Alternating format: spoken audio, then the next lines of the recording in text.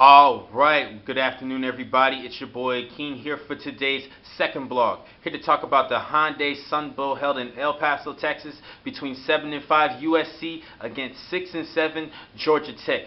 First, I got to start with the USC Trojans, probably the most disappointing team in college football this season. I had them going undefeated and going to the national championship, but they suffered 5 defeats, surprisingly defeats. I think at most they should have had one loss this season. It's probably to Oregon, but the big losses to Arizona, UCLA, and Stanford. I think they should have beat all 3 of those teams, including the Pac-12 champion Stanford Cardinal. I was very shocked with USC's performance this season. I really thought they was going to do well because they had a boatload of talent on both sides of the field. Starting offensively, they have a good quarterback in Matt Barkley, one of the most prolific passers in USC history, over 12,000 yards passing, 116 passing touchdowns, and 48 interceptions. Now, he's not going to play in this game due to a shoulder injury. According to Lane Kiffin, he's still dealing with that shoulder injury, which means Max Willick would get his second straight start in this matchup. I think he had a pretty much of a bad game against Notre Dame, 186 yards passing, 1 touchdown, and 2 interceptions. So I wish the best of luck for this USC Trojan team. Now let's talk about the rest of the players. Offensively, they have good running backs in Silas Red and Marcus McNeil. They're both good running back prospects for the 2013 NFL Draft, and they have great receivers in both Marquise Lees, this year's Biletnikoff Award winner, and Robert Woods. Both these two players have over 1,000 yards receiving. Now, based on that talent on the offensive side, I really think they should have averaged at least 50 points per game, just like Oregon's been doing, running the football all over teams, including USC. I was just very surprised and disappointed in their performance overall this season, even on the offensive side. Now, defensively, they have a couple of decent players. They do allow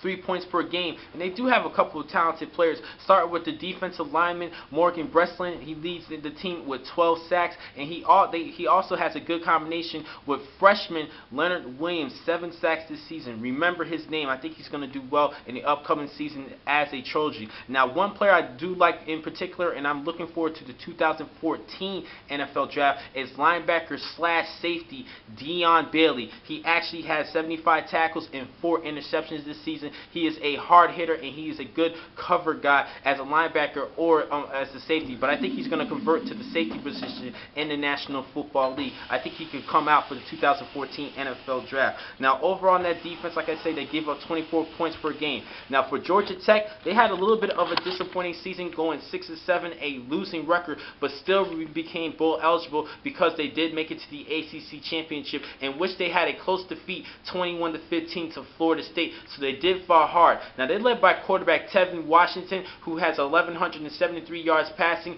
and 7 touchdowns to 4 interceptions. But the shocking statistics about him is that he has just 638 yards rushing and 19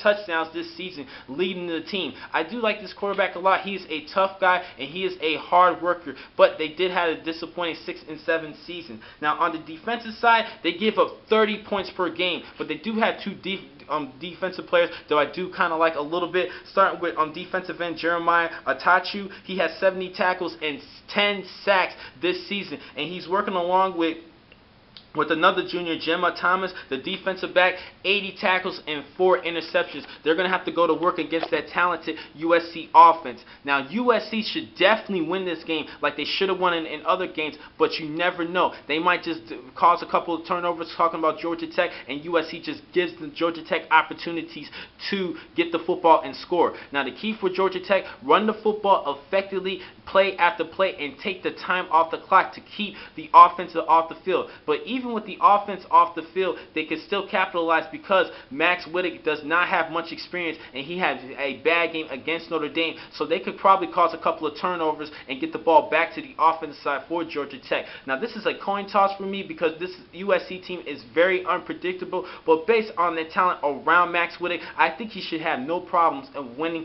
this game. But it's really the X factor is whether he just cannot commit any turnovers in this matchup. If he doesn't commit any turnovers, they should win this game. So I'm going to go with USC over the Yellow Jackets, but this is going to be a toss-up, but I'm still going to stick with the Trojans in this game. Now, I have one more video for you today talking about the Chick-fil-A Bowl between number 8 LSU and Clemson, and I'll catch you a video in just a second. Thank you for watching this vlog. I'm your man, Akeem McCall.